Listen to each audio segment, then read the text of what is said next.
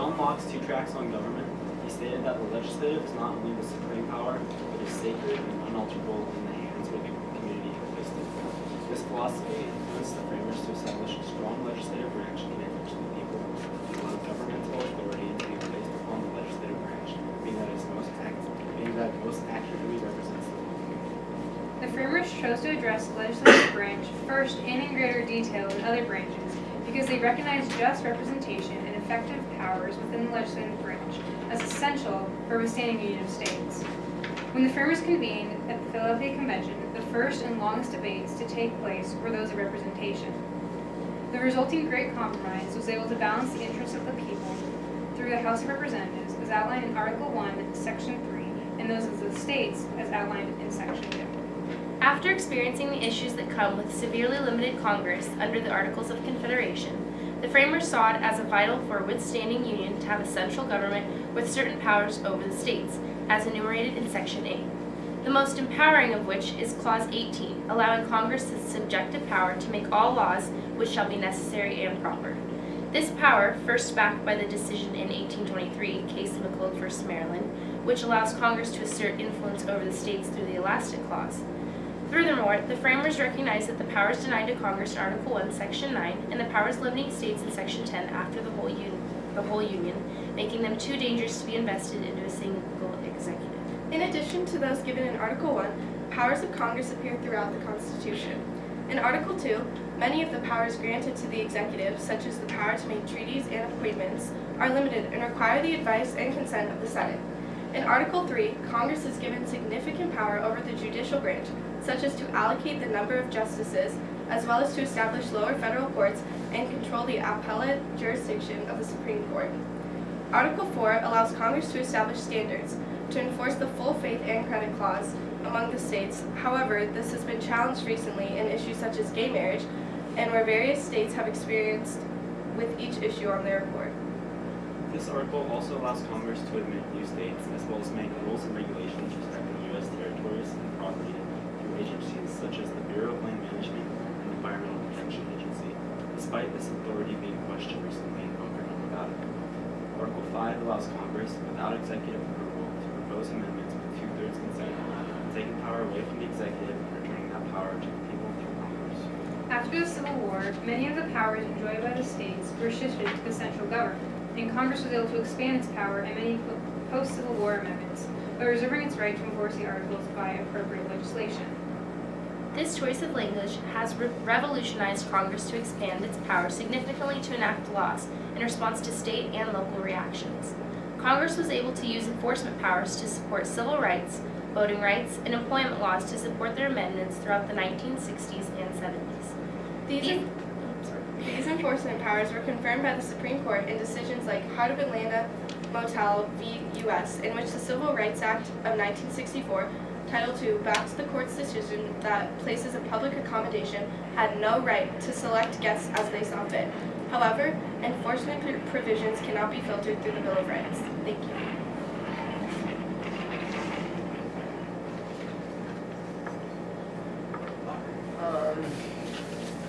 What role does the Senate traditionally have when it comes to federalism?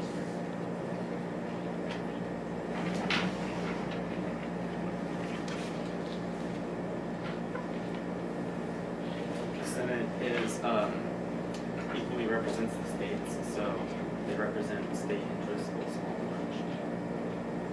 And since those in the Senate are elected by the states, it allows for direct representation of the states, so their view or their will is represented in Congress.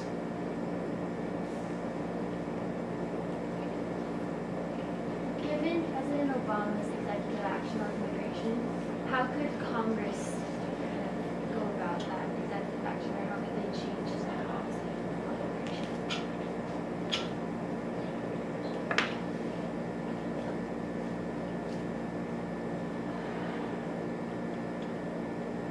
Just trying to think about their constitutionally granted powers.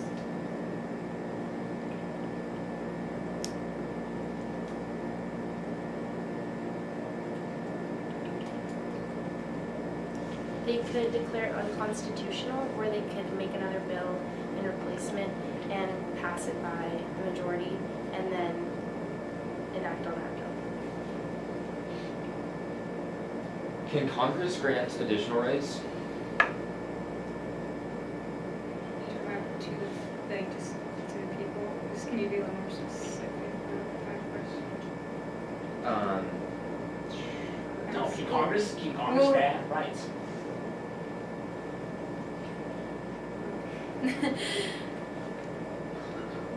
Congo, since rights can be helped through amendments such as the 14th Amendment, which allowed for voting rights and defined citizenship, Congress would be able to bring up the issue, but they would also need the state's approval in order to actually grant those rights.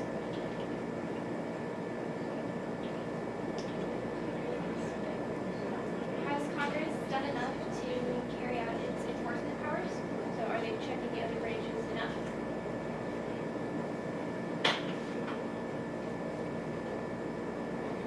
One of Congress's main jobs in checking power, I think, is against the executive branch, because the executive has the power to issue executive orders which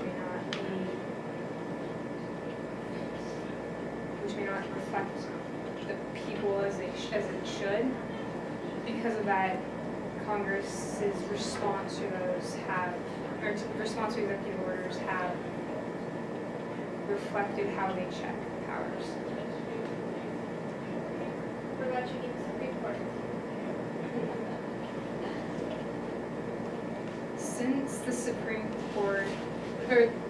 Court's job is to interpret the Constitution based on the cases that they're hearing, by their interpretation they can't really make any laws.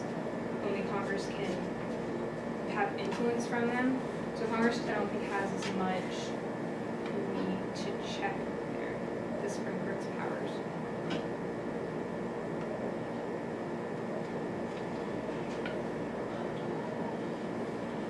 What is the most important power Congress has?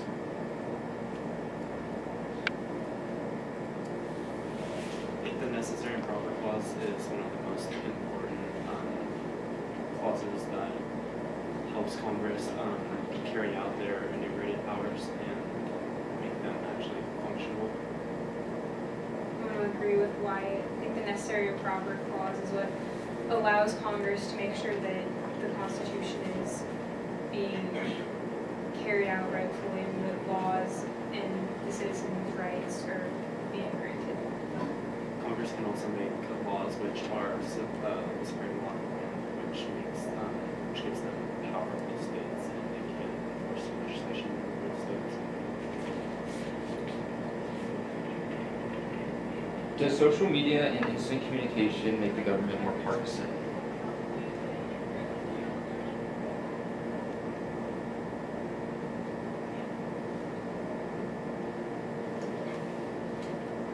Social media can contribute to more information being shared. However, there are certain media sources that are very biased. So it really depends on the sources that you get your information from. But there are definitely really partisan.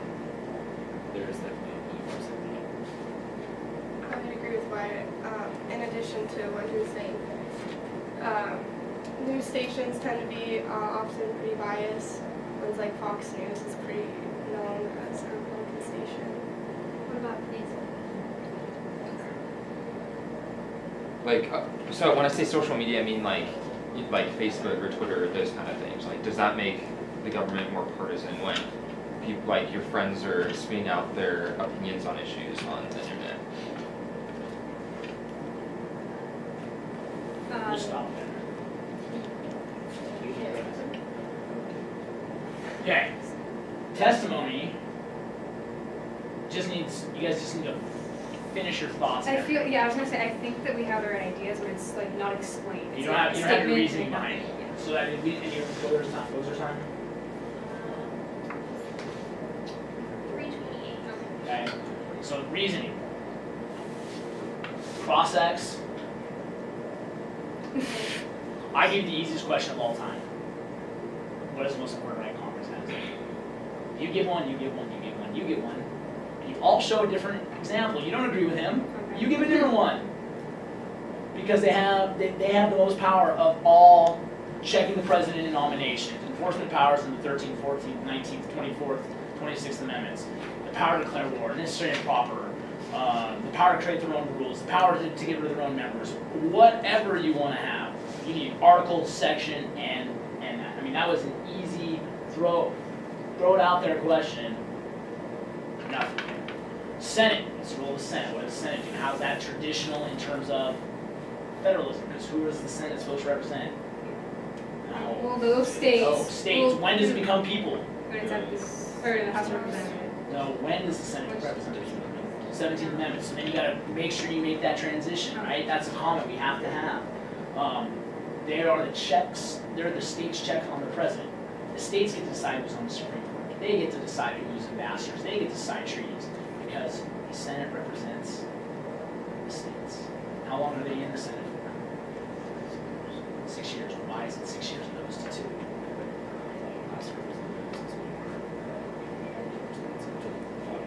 Good, and those fast changes in the population, the Senate can step away from the mob rule and actually legislate and not worry about elections until it's time to have those elections, right? So those are things you guys got to get and read and talk to each other and really start getting into these different things. Checks on executive orders. Yeah, I was thinking about that. They have the power to purse. They can take away the president's budget. He can't enforce anything in the executive order. And that was in the story today. I played that specifically because they talked about that. Ted Cruz is like, not only that, every nomination that President Obama's going to put up, we're going to refuse until he takes away this executive order. Right? So there's checks there on one thing. Right? And so I played that story kind of intentionally so you guys could hear that. And that was a big question, Maddie, 'cause it was. Be careful with what you said about making